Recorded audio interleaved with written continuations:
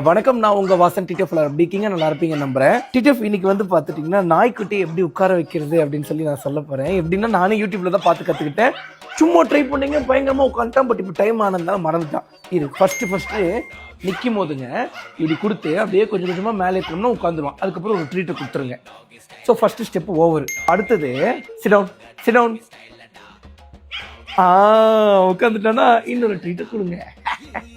இதுக்கப்புறம் அவ்வளோதான்.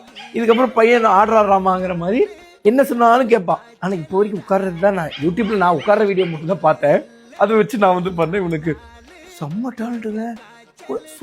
கப்பல் பிடிச்சிட்டாங்க கல்புரம் மாதிரி. மாப்பிள்ள ஸ்டாண்ட் அப். இரு, அவன் என்ன மதிக்கிறதே இல்லை. Sit down.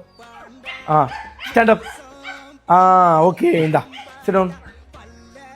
ஓய்யோ, பின்றான்டா உனக்கு தரேன்டா. வந்து உட்கார்றது எப்படின்னு சொல்லி உங்களுக்கு தெரிஞ்சிருக்கும். கோல்டன் ரெட்ரீவர் ரொம்ப வேகமா கத்துக்குது. எனக்கு தெரிஞ்சு எல்லா நாயுமே சீக்கிரமா கத்துக்கும் அப்படின்னு சொல்லி நான் நினைக்கிறேன். ஓகேங்க, அடுத்த வீடியோவில் சந்திப்போம். பாய்.